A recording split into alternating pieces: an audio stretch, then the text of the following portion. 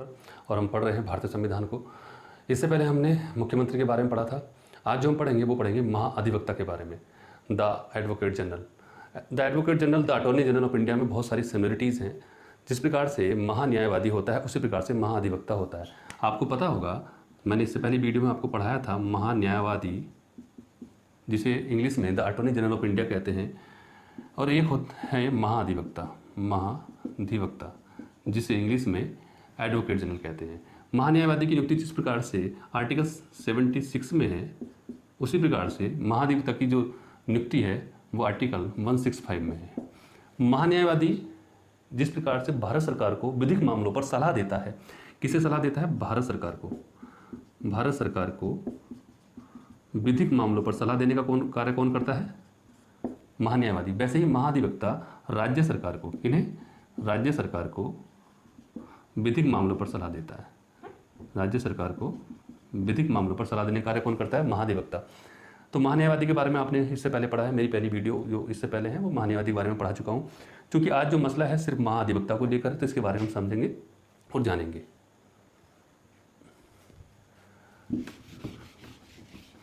तो शुरू करते हैं फिर महाधिवक्ता के बारे में। महाधिवक्ता की नियुक्ति, देखो महाधिवक्ता की जो नियुक्ति है वो कौन करता है? वो करता है राज्यपाल। राज्यपाल आर्टिकल 165 के तहत महाधिवक्ता की नियुक्ति करता है। महाधिवक्ता राज्यपाल के प्रसाद पर्यंत पद धारण करता है। कहने का मतलब ये है कि राज्यपाल के प्रसाद पर्यंत का मतलब यह है कि ये उसे राज्यपाल कभी भी बुला सकता है। उसकी जो पदावधि है वह निश्चित नहीं है, वह निश्चित नहीं है। क्यों? क्योंकि राज्यपाल के प्रसाद पर्यंत है, राज्यपाल उसे कभी भी वापस बुला सकता है, पहली बात। दूसरी बात हम करते हैं कि आखिरकार कौन व्यक्ति महाधिवक्ता बन सकता है। तो महाधिवक्ता बनने की योग्यताएं जो हैं, योग्यता है उसके पास किसी उच्च न्यायालय के न्यायाधीश बनने की योग्यता होनी चाहिए। उच्च न्यायालय के न्यायाधीश बनने की योग्यता होनी चाहिए। क्या क्या योग्यताएं होती हैं उच्च न्यायालय के न्यायाधीश के बनने के लिए? तो इसका उल्लेख हमें मिलता है अनुच्छेद 217 के क्लोज 3 में कि एक उच्च न्यायालय के न्यायाधीश बनने के लिए क्या क्या योग्यता होनी चाहिए। तो पहली योग्यता है वह भारत का नागरिक हो, भारत का नागरिक हो।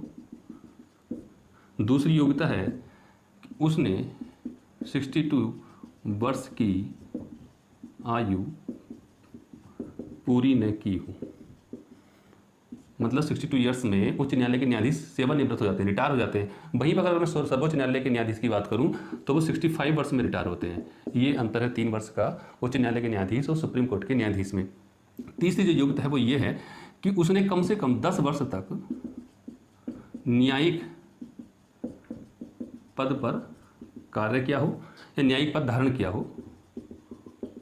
और एक योग्यता और है कि उसने कम से कम 10 वर्ष तक किसी उच्च न्यायालय में 10 वर्ष तक, कितने वर्ष तक? 10 वर्ष तक अधिवक्ता के रूप में कार्य किया हो।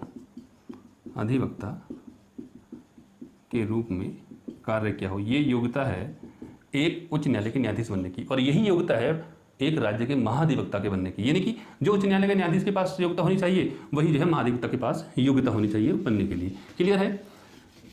नेक्स्ट बात करते हैं महाधिवक्ता को कितना वेतन मिलता है। तो महाधिवक्ता को जो वेतन मिलता है ऐसा जो राज्यपाल डिसाइड करे, जो राज्यपाल डिसाइड करेगा ऐसा वेतन उसे दिया जाएगा।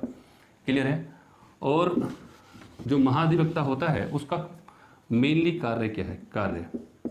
तो कार्य उसका है राज्यपाल को विधिक मामलों पर परामर्श देना, राज्यपाल को विधिक मामलों पर परामर्श देना। वहीं पर राज्य सरकार को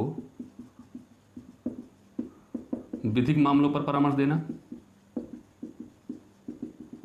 विधिक मामलों पर परामर्श देना जैसा राज्यपाल उसे कार्य सौंपे। तीसरा है वह राज्य के किसी भी न्यायालय में सुनवाई कर सकता है, सुनवाई करने का अधिकार है उसे भारत के किसी भी न्यायालय में। नेक्स्ट है उसका जो मेनली काम है, देखो सरकार जो भी होती है किसी भी राज्य में, तो सरकार के विरुद्ध कोई ना कोई केस लंबित होता है, कोई ना कोई केस जो है दायर होता ही है। तो उसके लिए मुख्यमंत्री या कोई मंत्री तो कोर्ट में जाएगा नहीं, उसके लिए कौन जाता है? सरकार का पक्ष रखने के लिए, मतलब सरकार का पक्ष रखने के लिए कौन जाता है? महाधिवक्ता। सरकार का पक्ष रखता है किसी भी न्यायालय में जिसमें केस दायर है, न्यायालय में सरकार का पक्ष रखता है कौन? महाधिवक्ता।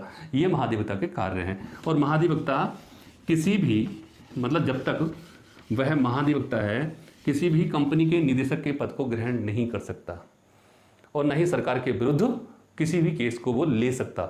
ये भी उसके जो है मतलब एक प्रकार से कहा जाए तो राज्य सरकार की नीतियों के तहत है। वहीं पर आर्टिकल, एक और महत्वपूर्ण आर्टिकल है 177 इसके तहत महाधिवक्ता जिस राज्य में विधान परिषद है या जिस राज्य में सिर्फ विधानसभा है, उसे विधानमंडल में बोलने का अधिकार है। विधानमंडल मतलब विधानसभा प्लस विधान परिषद, और जिस राज्य में विधान परिषद नहीं तो खाली विधानसभा में बोलने का अधिकार है, ठीक है, उसे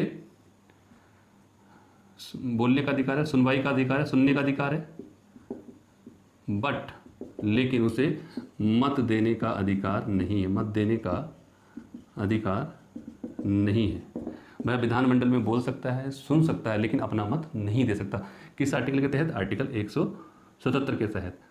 और यह राज्य के किसी भी न्यायालय में सुनवाई भी कर सकता है। ये भी जो है महाधिवक्ता के क्षेत्र में आता है।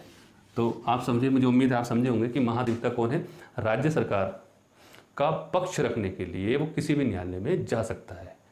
कौन बन सकता है, उसकी योग्यता मैंने अब बताई। नियुक्ति कौन करता है? राज्यपाल करता है। राज्यपाल के प्रसाद पर्यंत नियुक्त होता है, ठीक है। उसका वेतन कितना होगा वह भी मैंने आपको बताया, जैसा राज्यपाल डिसाइड करे।